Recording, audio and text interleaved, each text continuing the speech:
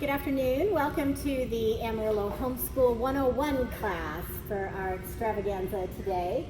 If any of you are brand new to homeschooling, or even if you've just been homeschooling a little while, hopefully you can take home some good nuggets of information for this. One of the things that I wanted to talk about first was the freedom and flexibility of homeschooling. Make those two words like your best friends as you get started homeschooling. One of the great joys of homeschooling is that you have freedom and flexibility in everything that you do. One of the things that I wanted to show you today was a book called The Charlotte Mason Companion. If you're new to homeschooling, you will eventually come across the idea of Charlotte Mason style teaching. It has to do with being very relaxed, very laid back in your approach to teaching. Now, some of you who are type A personalities are not even going to like those words. You're like, no, I want the structure, and I want it spelled out, and I want to take grades on everything, and I want everything in a book and on a workbook page. That's not always going to happen. So this is a great book for those of you who need to take a step back and figure out how to kind of relax a little bit in your homeschool teaching, in the way that you're going about doing things. Now, I say that with a grain of salt. I've read this book, I love this book, and it helped me to step back and relax a little bit, but I can't entirely do Charlotte Mason homeschooling, like really, because some people get really loosey-goosey about it, and so you'll read this and be like, you can't teach that way, you can't accomplish anything that way. So some of you are going to read this book and go, oh, glory, look what I can do. And some of you are going to read this book and go, right, whatever. So I would recommend that everybody read it though, because it did kind of help me with some of the things I'm going to talk about today, just about some of the freedom and flexibility that comes with it. One of the things you're going to hear a lot probably throughout the day, and especially as you move forward, is to know yourself and to know your child, and to give grace to both. Just know that no matter what you do, you're not doing it wrong, because a lot of moms will be like, oh my gosh, what if I miss things, and what if I screw up my children, and what if they don't know all the things they're supposed to know when I'm done? There's really no wrong way to go about this except to simply not do anything. And so there's a lot of grace in this, and you need to also give yourself that grace as you start learning how to go through this journey. And just know that there's a whole community of us who want to help you and who are there for you and would love to just hold your hand along the way and answer any questions you might have. One of the first things that you need to realize is that homeschooling is not public schooling at home. Public school is very rigid in its structure because they have to be, because you have to manage large amounts of human beings throughout the day and throughout the year, and everything has to fit into a certain format so that you can get it all done. But when you're homeschooling, you need to break out of that mindset and out of that box if you're coming from the public school system, and realize that it's not the same thing, and it does not need to look the way it looks in a public school classroom. Consider all the wasted time in a classroom school day. I'm a former classroom teacher, so I know firsthand how that works. You've got to take time to take a bathroom break. You've got to line everybody up at the door first. You've got to get everybody quiet enough to walk down the hallway. Then you've got to walk down the hallway. Then you have to stand there and monitor the bathroom break as 14 to 24 children come in and out of the bathroom and get their water. And then you have to line them all back up quietly to walk back. So I mean, it's going to take what, like 20 minutes for a bathroom break. If you're homeschooling and your kid says, I need to pee, boom, 2.5 minutes later, you're back on track. Okay, so there's going to be all kinds of things that you aren't going to be dealing with. Picture day, CareNet day. Ooh, we have a reward day because the class did something well. You've got the whole process for getting a whole classroom of kids to lunch and out to recess and back in the classroom. You've got the amount of time it takes for 20 kids to put away one subject, get all the books and pencils out for the next subject, everybody quieted down and focused so that you can teach the next lesson. So there is a ton of wasted time within a school day that you're not going to have to deal with. And what that means is it's not going to take you all day to teach your homeschool curriculum. It's going to take a lot less time because you can just kind of keep going as your child is able to keep going and take breaks when you need to, but they're going to be a lot shorter. So you need to realize that your day is not going to necessarily last as long as a public school day. And don't freak out about that, because if you get done by lunchtime and you think, what did I miss? I've got all this stuff that I thought I was supposed to do, and it looks like I've already done it, but it's only lunchtime. That's a good thing. That's fine. That's part of homeschooling, and that's one of the joys and freedoms and flexibilities of doing this. One of the other things that you need to realize is that you set the schedule. So not only do you have a shorter day, but you can arrange it however you want. Are you a morning person? Are your kids morning people? Are you all up by 7:30 going, okay, I guess we can get started? Great. If you're not a morning person and your kids don't like getting up and you don't get your day started until 9:30, 10 o'clock, great. You have the freedom and flexibility to do that. One of the other things is the way you organize your subjects. A lot of people will take things like social studies and science, some of those bigger core classes that take a little bit longer to teach sometimes. And they think, oh my goodness, I've got to do math, and I've got to do spelling, and I've got to do language, and then I can't fit in social studies if I do science. Some people will actually alternate days or even entire semesters with some of those classes. You have the freedom and the flexibility to do that. Some people will say, well, I teach science on Monday and Wednesday, and then I teach social studies on Tuesday and Thursday, and that way we fit it all in, and I can do a larger chunk of time, so we can read our textbook, and then we can do an activity, and then we can do a writing project with it. And you can take that extra time, but not have to do it every day.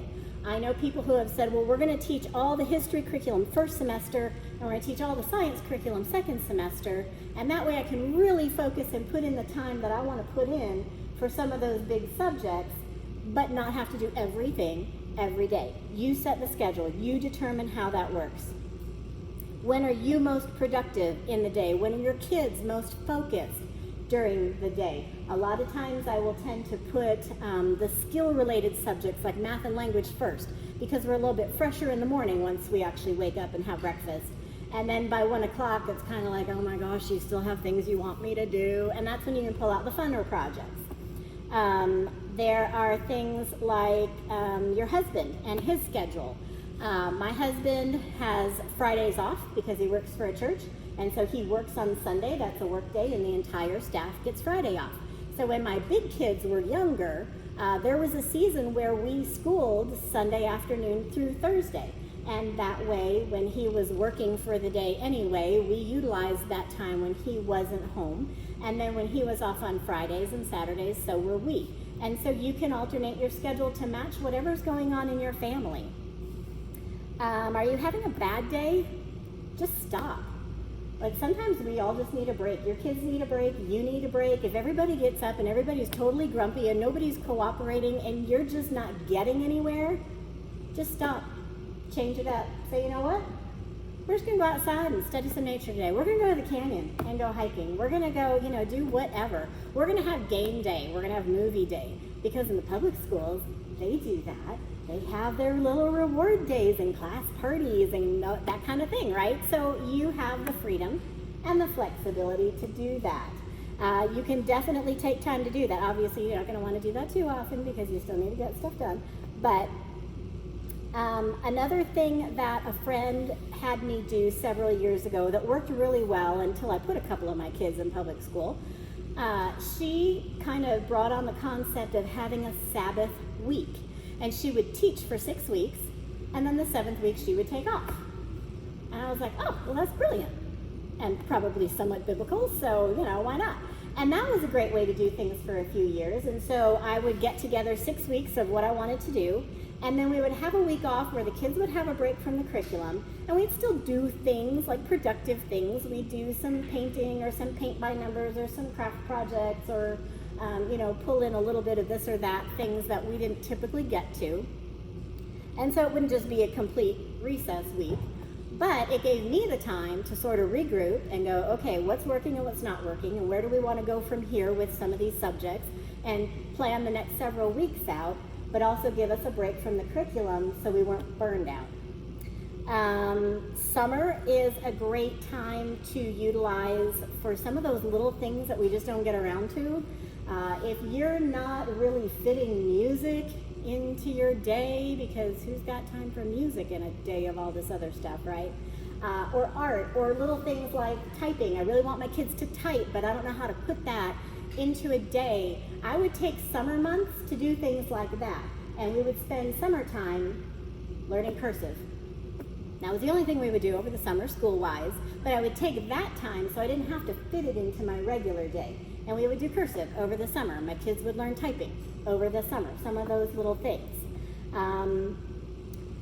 Then you also can regulate your own holiday break time, because if you've got out-of-town family coming in for Thanksgiving and you need to take the whole week off and not just Wednesday through Friday like the public school, you've got the freedom and flexibility to do that. Most of the time we would start at Thanksgiving and pretty much not do any school through New Year's. And that worked, and you can still pretty much get it all in. And that worked until my kids got into high school, and then high school kind of, the volume increases a little bit, and so I did have to make my older kids do some stuff into December. But, basically freedom and flexibility. You get to call the shots. You get to decide how it works best for you, your kids, and your family. Another thing that's great about homeschooling is that everything counts. Everything counts.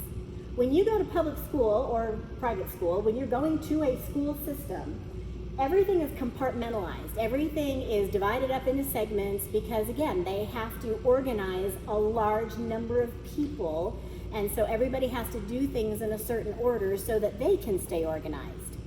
But in homeschooling, all of your learning revolves around your living environment, and so everything that could be counted counts. If your kids are in school and they come home and they go to drama, that drama doesn't count for anything. It's an extracurricular activity, which it still is.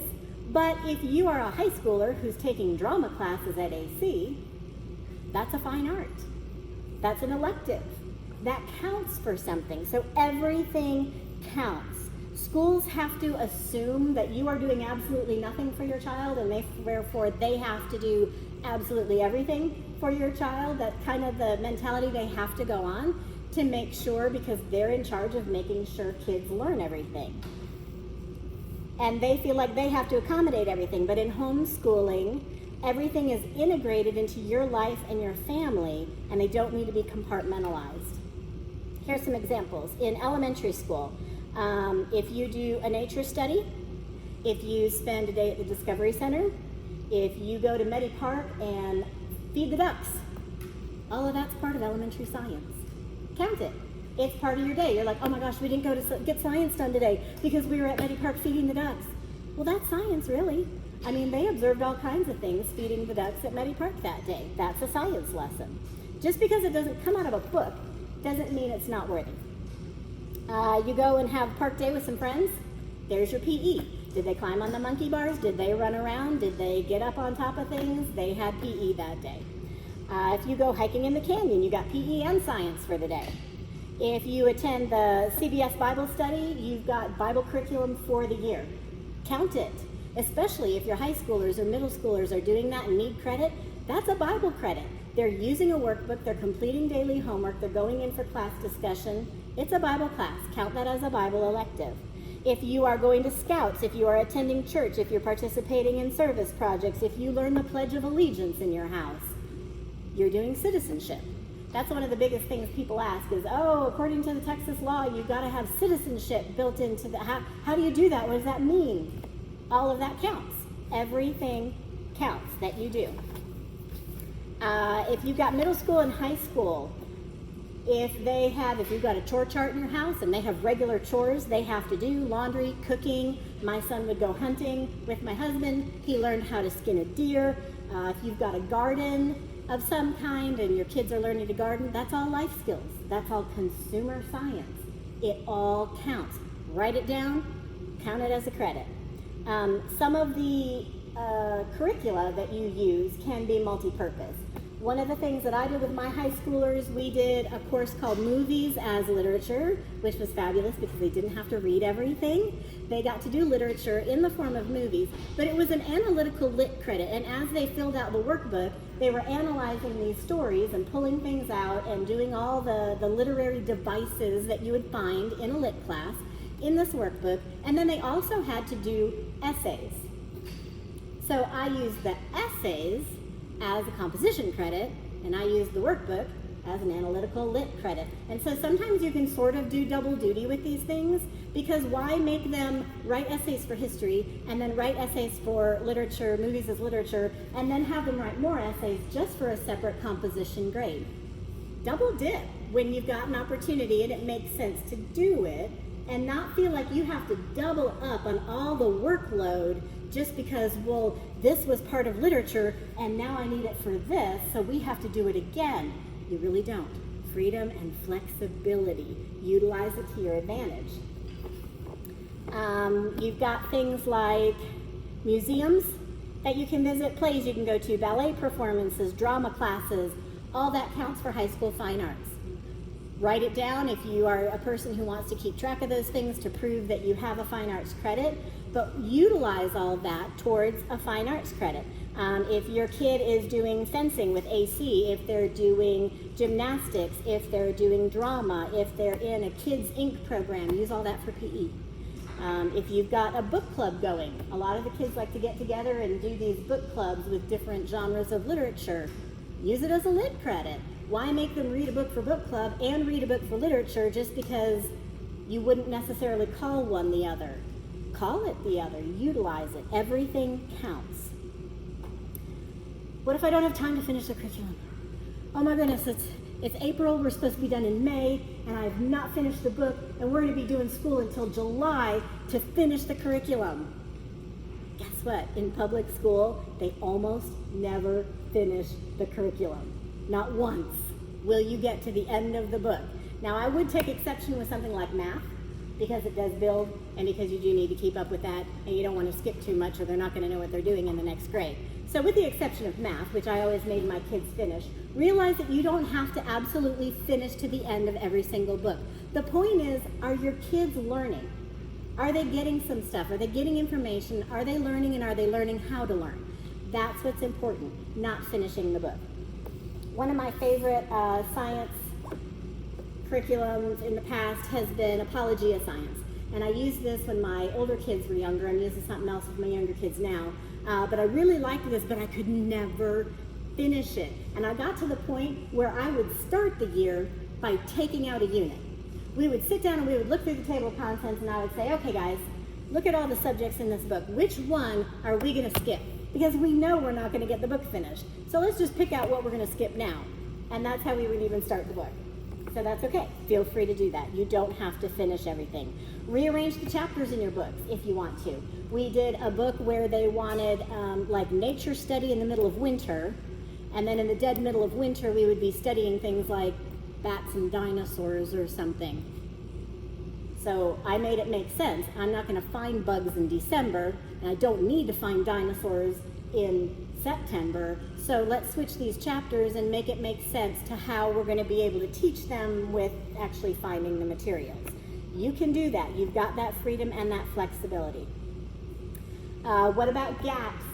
How can I possibly teach my kid everything they need to know? Well, you can't. You cannot teach them all the information in the world. And so what you're going to need to do is realize that you're teaching for the sake of learning, not teaching to encompass all the information that is out there.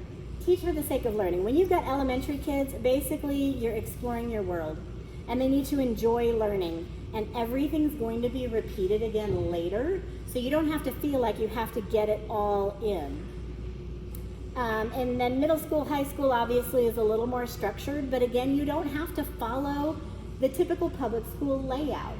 I had my 3 older kids I would teach together when they were younger in the core classes, which was fabulous. And then my son went into high school. And so I had 1 kid in high school, and I had 2 kind of middle schoolers, and then I had 2 elementary schoolers, and then I had 2 preschoolers. Okay, you want to talk about a mind-blowing day, right? And so I thought, I want to get back to where I can teach my 3 older kids together more. And so I did some things to accommodate my 2 girls, and I bumped them up with their brother his 2nd year of high school.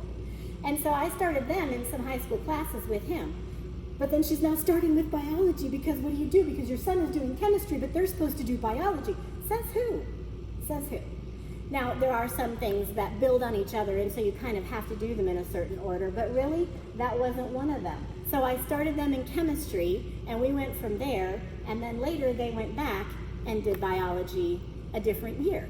You can do that. You have the freedom and the flexibility to do that. You don't have to do the same classes that a normal high school would do. So a normal high school, you've got your biology, you got your chemistry, you got your physics, and those are your set science courses.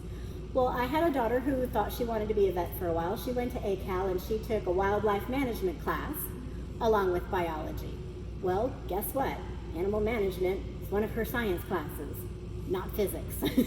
And then she and my other daughter, we went to a co-op that doesn't exist anymore, and they did forensics as a science class. Sorry, excuse me. They did forensics as a science that year, and I counted it as a high school credit. Forensics is not anywhere on the scope and sequence of a typical public high school, but it was a science, and it counts. Count everything, and do as you wish with the freedom and flexibility that you have. I guess that's about all I have, which turned out to be a lot. But Carolyn is going to come up and talk to you guys a little bit too about extra resources you can use outside of your typical books and curriculum, some websites and some other opportunities that you have to draw for other things that will count that would not fit in a typical curriculum.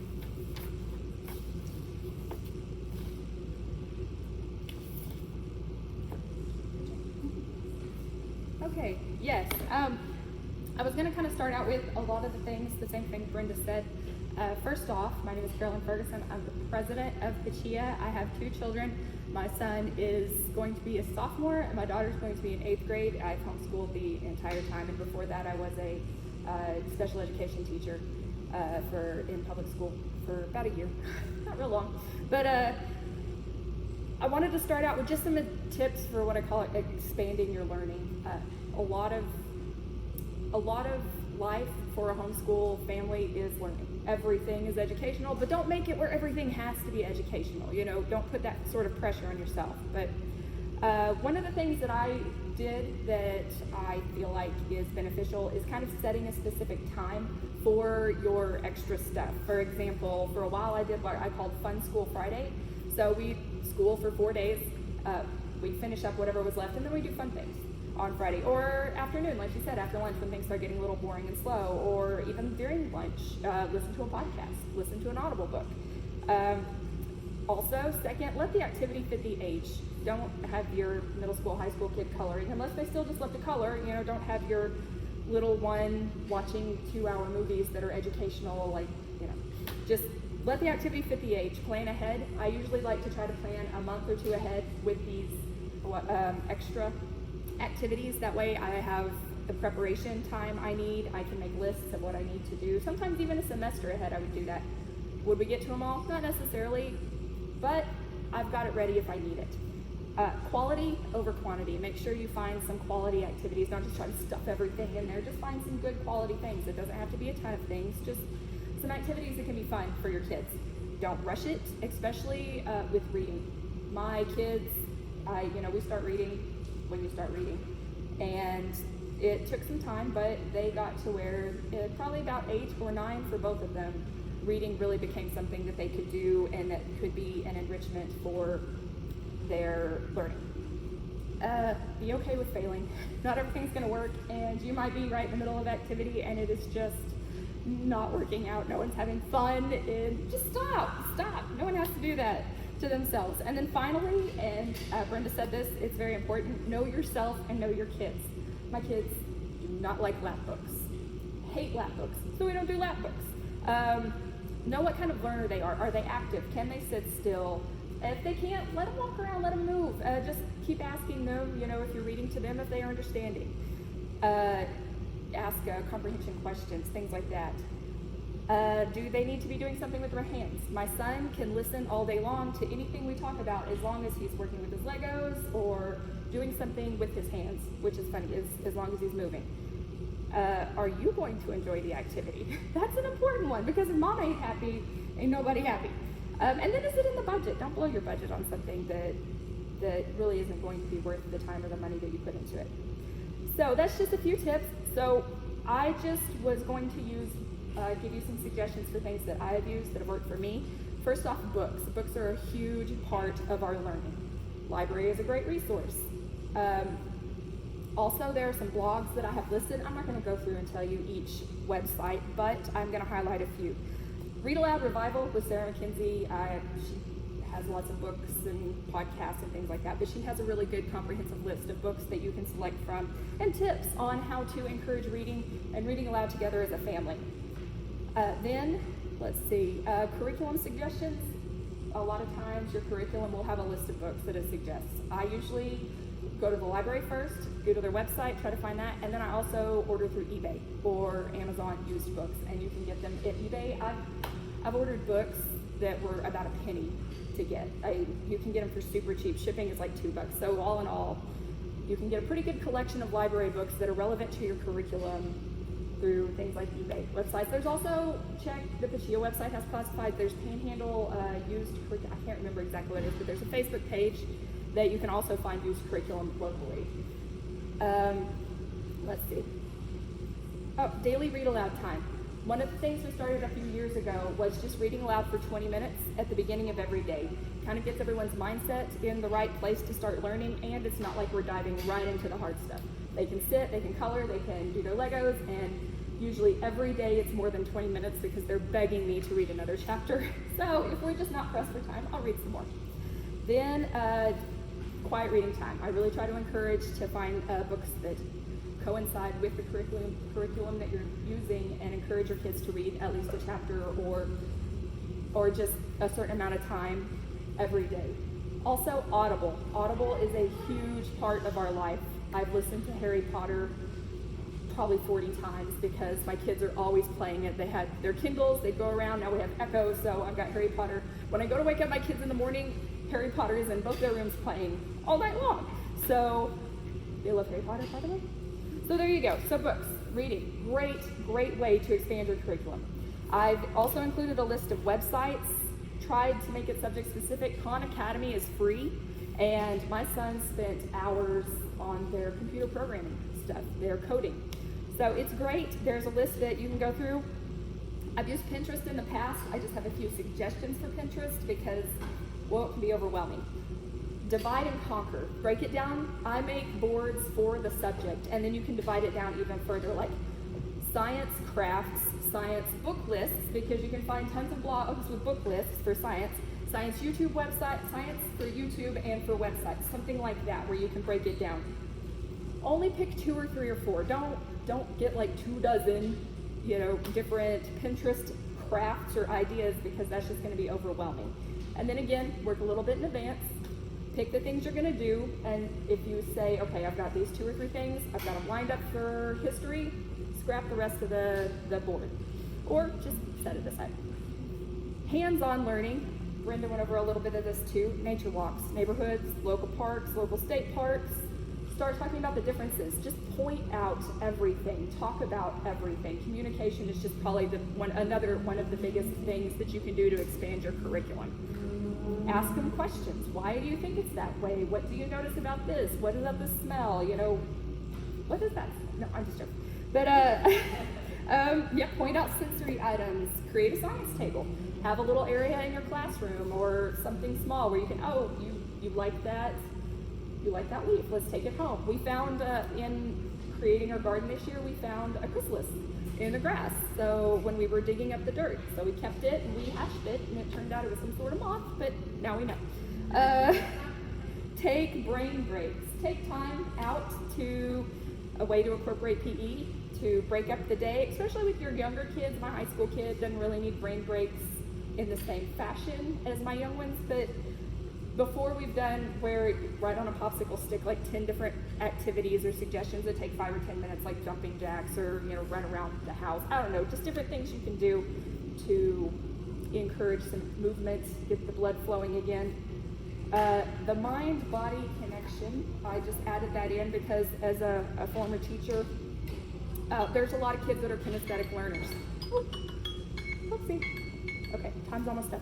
There's lots of kids that are kinesthetic learners, so they have to be moving and they actually learn and retain their information while they're moving. So, if you want to spell spelling words while they're doing jumping jacks, or a lot of cross-body activities like left hand to right foot, I'm not good with directions, right hand to left foot, just different things, crawling on the ground. Just things to get them moving, especially the younger kids, while they're learning can actually be beneficial to them. They don't have to sit still to retain information. Get in the kitchen. That's a really fun one, and it does take a little bit of planning. If you're studying a certain period in history, find a recipe that is historically significant. Some curriculums include this. The curriculum that I had a couple years ago, Winter's Promise, included recipes, included different hands-on activities in the kitchen for the curriculum. Models for science. Oh, isn't that just fun, nerdy stuff, just making models? Make a cell, a cake cell, or a jello cell, or, we did different, like the stages of the apple. We did that, cut an apple out, and then for the younger kids, and then did the stages of the seed. I don't know, just there's so many things, and Pinterest is a great place to find that sort of stuff. In fact, our early years, we didn't even really follow a curriculum. We just did craft activities. Cooking in general, and then meal lists. Have your kid make a meal one night a week. It can include math because they have to have a budget. They have to stay in that budget. They have to go to the store. Just different things as far as that goes. Finally, YouTube. I know YouTube is a scary place, and it is unregulated. It can be dangerous, but there are also some great resources on YouTube. Liberty Kids is a great one for early American history. It's a cartoon, but it really goes through the series of the American Revolution. Let's see what else. Oh, and then I just enlisted a few that I thought were fun but educational. Adam Savage, we're huge fans of Mythbusters. He has a tested one where he does some really fun stuff. Vice Grips Garage is one that my husband enjoys, but it's also kid-friendly. But this man finds a car that's probably like 1,500 miles away from him that hadn't been run, hadn't been tagged for 20 years.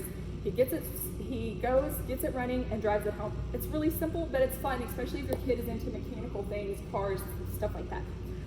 Seth's Bike Hacks, that's a fun one for mountain biking. And then Mariah Elizabeth is a good craft one that my kids like. Finally, Netflix is great, Ken Burns. And then I have a couple other things. Podcasts are always great, and movies. Yeah, don't be afraid of the television and the websites for expanding your education. Okay, sorry, we're running a little short on time. I've got Crystal next to talk a little bit more about that big question in homeschool. The fun questions. Okay, I'll talk loud. I know our live is having a little trouble hearing, so if y'all feel like I'm screaming at you, I apologize.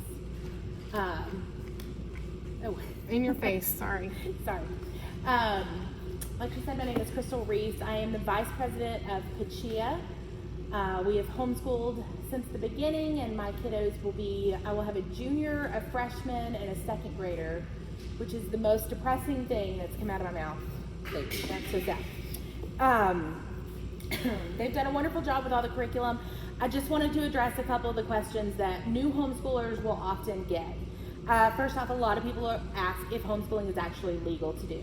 It is, of course, legal in all 50 states. Each state has its own regulations.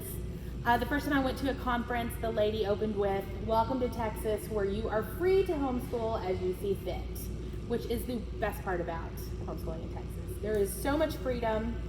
Homeschools are considered to be private schools, and private schools are not regulated in Texas. That means you do not have to be certified to teach your kids.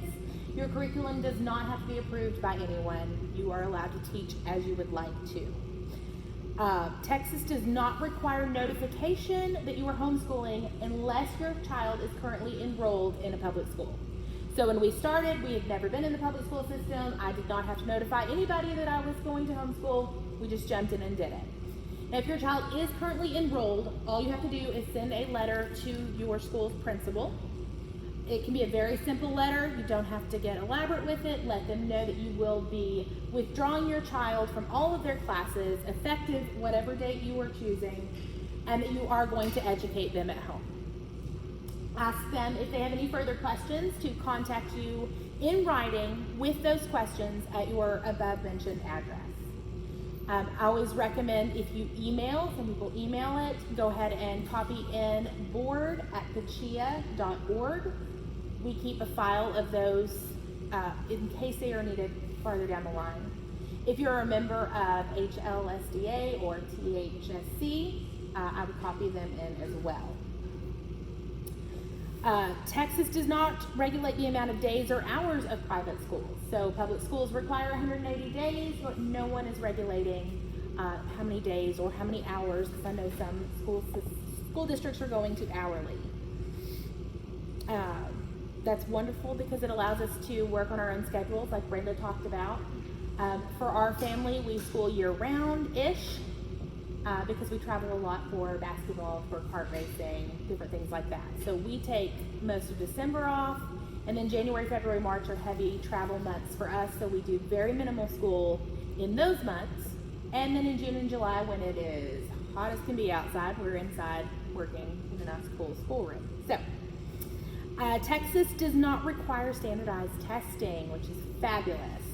It is available, and some families do choose to do that to kind of see where their kids are progressing and if they're where they need to be, but it is not a requirement. A lot of kids don't test well. I have a couple of those. They know the material, but as soon as you say test, it's panic and they have no idea anything that they've learned so far. We do recommend, the ACT, the SAT, the PSAT as your kids get into high school, but it's nice to know that you're not required to do a lot of those.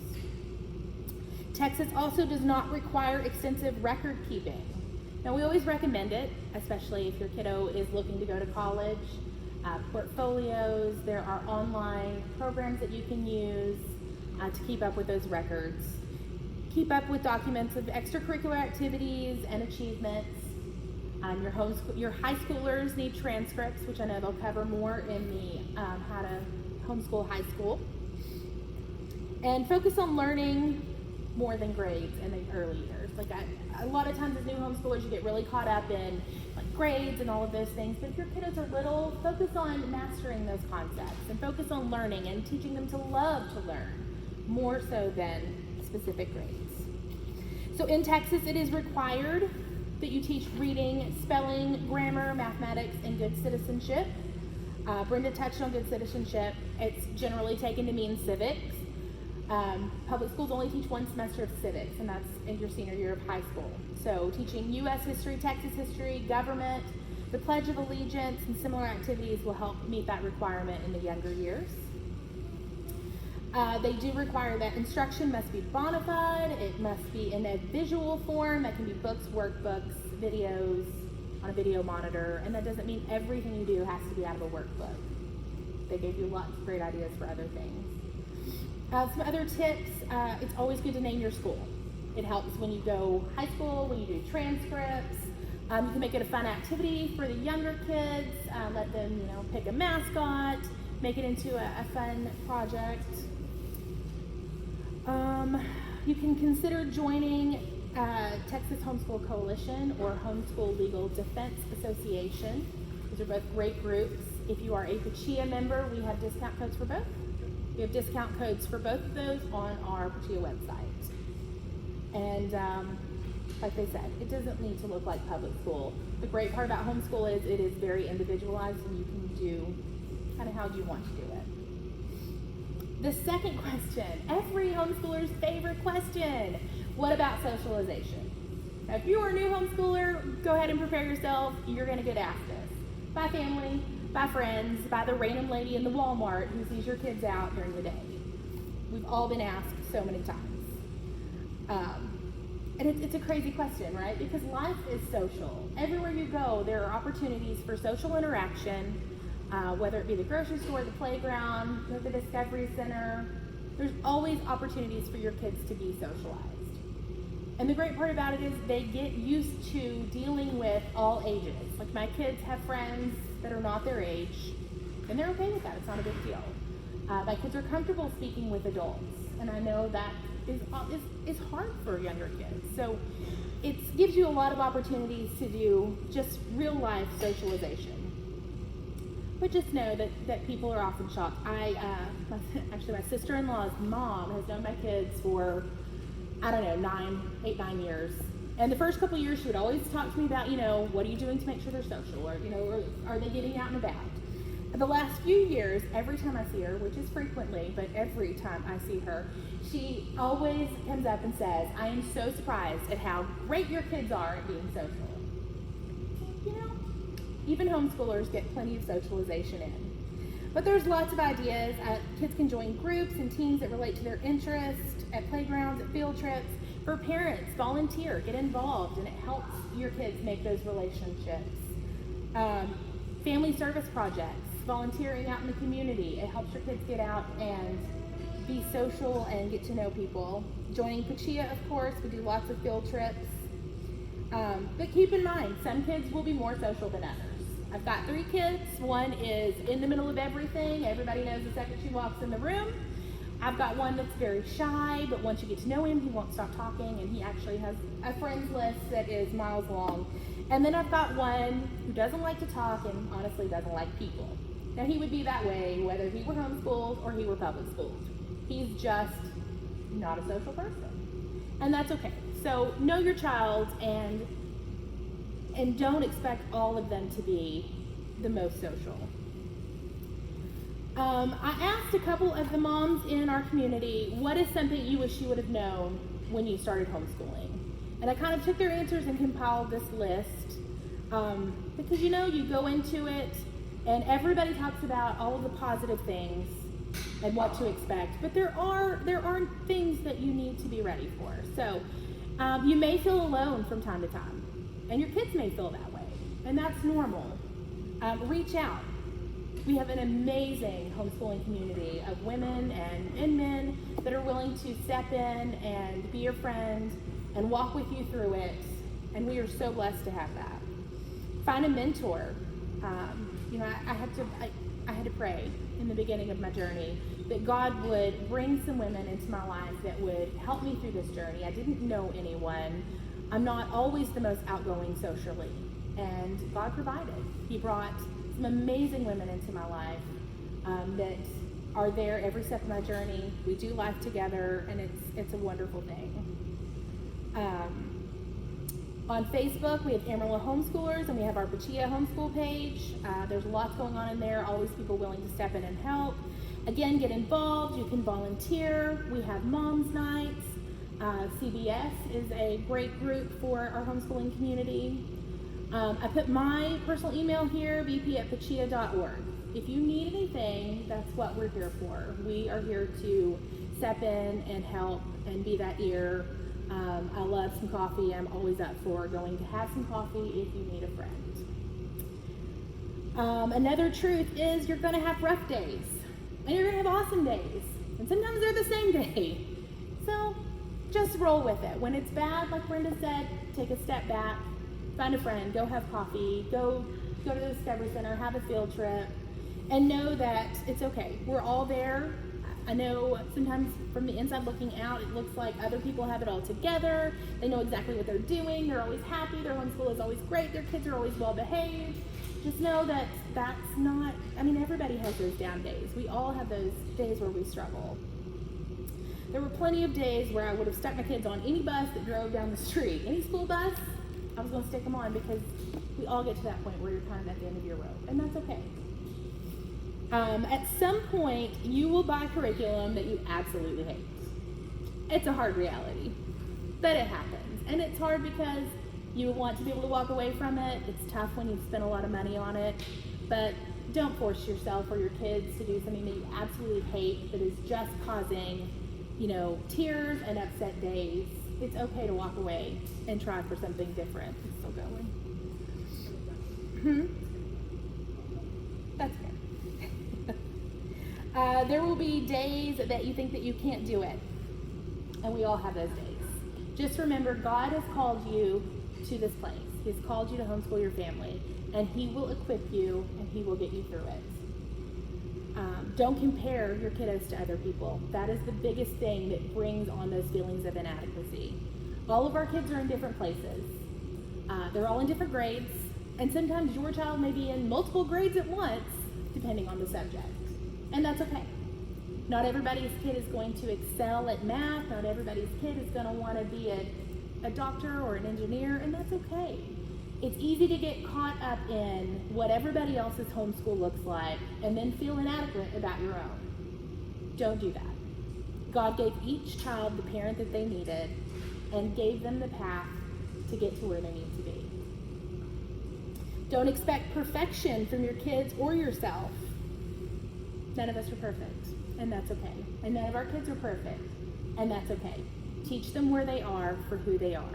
Teach them what they love, and that's okay. Give yourself and give your kiddos grace, and know that God will provide. There will be very hard times, but it is definitely worth it. It's worth every step. And I want to finish with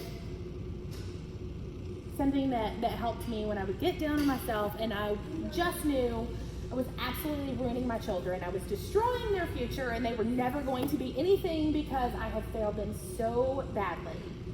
And I was reminded that I'm not big enough to ruin God's plan for my kids' lives. They will come to be what they are created to be, not because of what I do, but in spite of what I do. So that helps